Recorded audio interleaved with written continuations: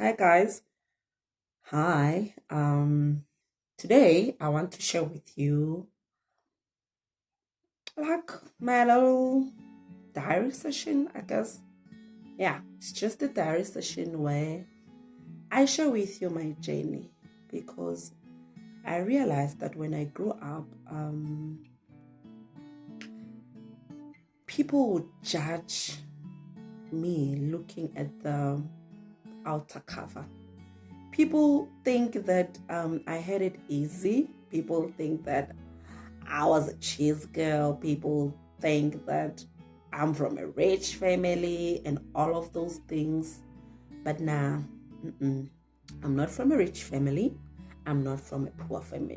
And she made sure that she put food on the table with 5 kids by herself.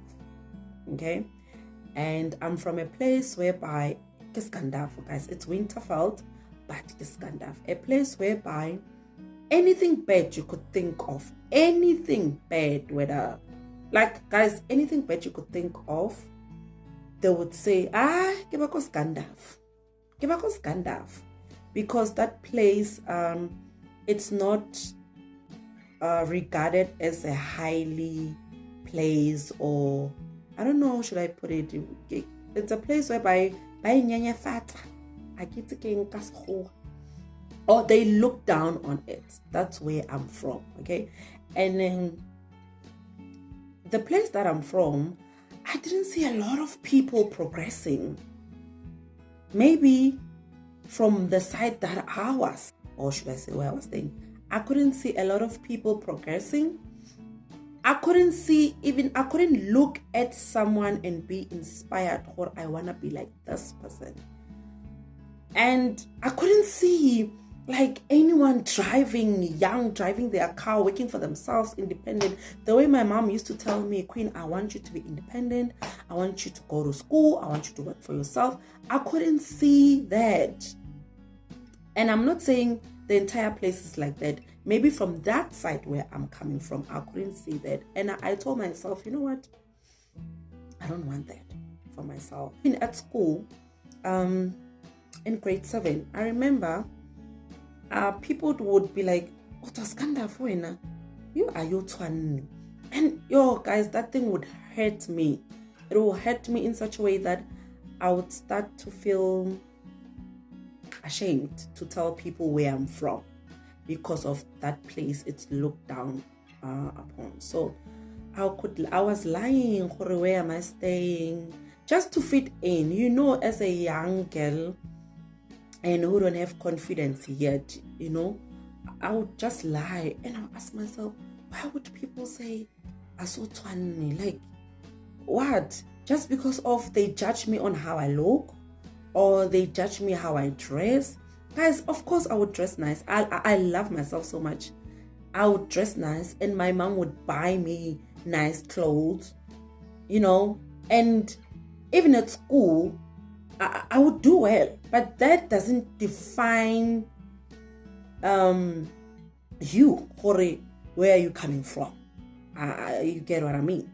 So I guess people judged me based on that, and they thought, well, this one, maybe kunna, maybe the sabapong or whatever, and that thing really hurt me.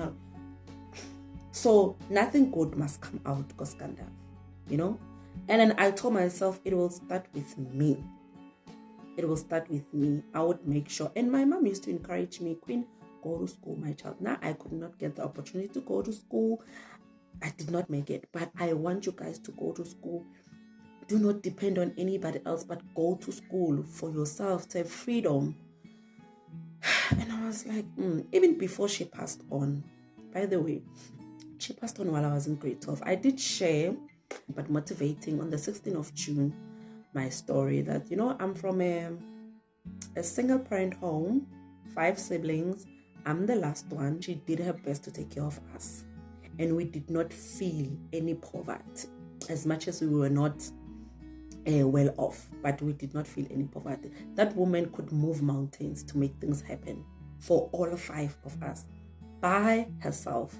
And I'm so grateful, and I'll forever be grateful for her. I'm definitely gonna make sure that I achieve that. And I'm gonna make sure that I prove to these people who are judging who we are from Scandaf. I'm gonna make sure that Scandaf, something good can come out of it. Okay, high school. Oh my God, my husband is calling. Just wait. Okay, so yeah, as I was saying, my mother really played a role big time in encouraging me to go to school, to work hard and not to depend on anybody else. And she also taught us that we should not really depend a lot on our relatives, because they also have their own lives, they also have their own problems. So we should not expect anything from them should anything happens to her, because we will be disappointed if we continue to expect something. And that thing gave me so much strength when she passed on.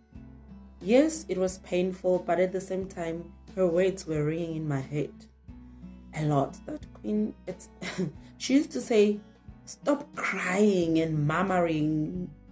Don't do that. Focus on the goal, because I have lived my life. So you dwelling on crying and crying, for me, it's not going to help you, because now it's time to take your own journey, So those words came to my mind a lot when she passed on. And I had to make sure that, okay, yes, she has passed on. And she did tell us that we shouldn't expect a lot from our families or relatives. And I did not put any expectation from them. Hence why, even if they came on Friday, some they came on Saturday just to bury and leave, it did not hurt me, because she did tell me that, they will leave. They will leave. And they did leave. And we were left to make sure that we feed ourselves.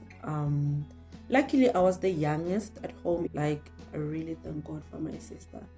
And her husband, they stepped in, they stepped in, and they did all they can to make sure that my dream of going to school continues. I made sure that, my mom did tell me that I must focus on my schoolwork and work hard, and my results will give me a bursary or something. It will open doors. All I knew that my results will open doors. How? I don't know. I didn't even know that there's NSFAS that time. And I studied hard, and obviously I passed. And all I did, I went to TUT, gave them my results, and I was in. It was not even a struggle, guys, to get in. I was in, and then they asked me, do we have financial support? I was like, no. Do you have bursary? No. Okay, go that side. There's NSFAS. I went there and I queued, and they accepted me. They told me what to bring. I did all that documents that they need, and they accepted me. And I was like, okay. I heard, but there's a rest. Oh, rest. Let me go. Went to rest. I was approved, and that's how I went to school. And another thing, even in varsity, people thought I'm from a rich family. Guys, I don't know. Maybe I'm too beautiful.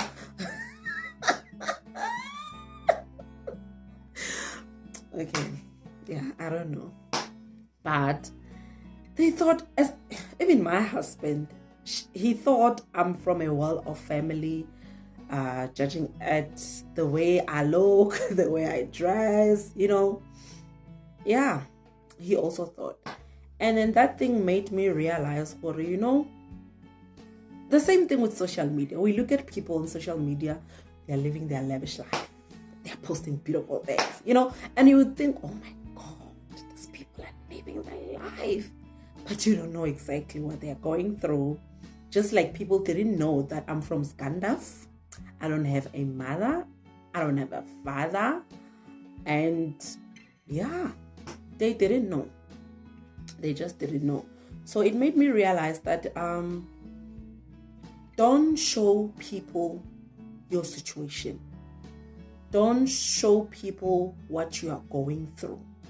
Thrive, girl, thrive, boy. Be as handsome as you can be as gorgeous as you can be, but continue to focus on the goal. So you might be from a situation whereby things are very tough. You're from maybe a shack or a one room, or whatever, anything that is challenging in your life, and you think it's the end of the world. No, it's not the end of the world. You still have a chance. You still have a chance.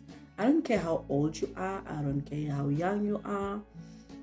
Varsity, we used to go to varsity with people who are 35 years. A 35-year-old person comes and she's there to do her first year. And when you check and ask, they'll tell you, no, I was married before, my husband passed on, and then the family from my husband's side, they took everything. I had to start afresh, And I realized it is never too late to start. It is never too late to go to school. It is never too late to chase your dream. Whatever dream that you have, whatever, don't shut it. Don't listen to the noise of what people say, and don't show people what you are going through. I'm not saying hide it. No, don't hide it. Rather, if you feel like you want to talk to the people who are close to you, people you trust, your families, but don't show the world. Like, for example, me, after losing my mom, imagine if I cried all day, I wanted people to feel pity for me, then what? She has passed. It's now my time to live my life. She was working and she was a kitchen girl. I better go to the kitchen, guys, cleaning for white people. And that salary, it fed us, it clothed us, it gave us a decent life up until she ended up getting a better job, So yeah, all I'm trying to say in this diary session of mine, that don't look at the situation that you are in. Don't look at the problems that are facing you. Just focus on the goal. And make sure that you focus on it and you don't listen to the noise. You don't listen to the noise. Whatever that you are facing, it shall pass. It shall pass. So, whatever situation, right now it might look like, when? Like, you might feel like there's no hope, but there is hope. There's definitely hope. So now I did not grow up in a rosy family, in a rich family. No, I did not. But there was no need for me to show people that. There was no need. All I wanted to do was to focus, and I did exactly that. That is my 2 cents. To whoever who feels like they are crowded, they are going through a lot. Hey guys, we are all going through it. We are all going through it. Just today at work, we were sharing with my colleagues, trying to encourage another colleague of ours. I realized that, Queen, you've went through a lot. Like, guys, I've went through a lot and I've seen God in all these situations. I've seen God. He showed up. He showed up. And when I look back, I'm like, oh my God. I wasn't going to make it if it wasn't for him. He showed up. I have a lot of testimonies, so some I will share if I feel comfortable. Some, yeah. But people close to me, maybe they know them. So yeah, I've went through a lot. But all I'm trying to say, looks are deceiving. And don't look at the person, look how cute they are, how beautiful they are, and think that like they had it easy. No. We are where we are right now, and we are very grateful for what God has done for us and where God took us. But we have passed that stage. We have passed that stage, I'm very grateful. So even you, wherever you are, this too shall pass. This too shall pass. Proverbs 3:5 says, trust in the Lord with all your heart. Not half of it, with all your heart. And lean not on your own understanding. Our own understanding, we think we know, we think you can do it, we think you can pull it. But really, some situation, no, you can't. You need God. Okay? So yeah, I hope this video encourages someone or you who are watching. I hope it encourages you not to give up on your dreams, and that there's still a chance. There's still a chance, and God is faithful to his kids. Yeah? So yeah, guys, thank you so much for listening to me. Okay? Thank you so much. So please subscribe and leave your testimony, share with us what you're going through or where God took you, so to encourage other kids. Comment down below and like, share, and subscribe. Thank you so much for watching, guys. And guys, I love you, okay? And God loves you.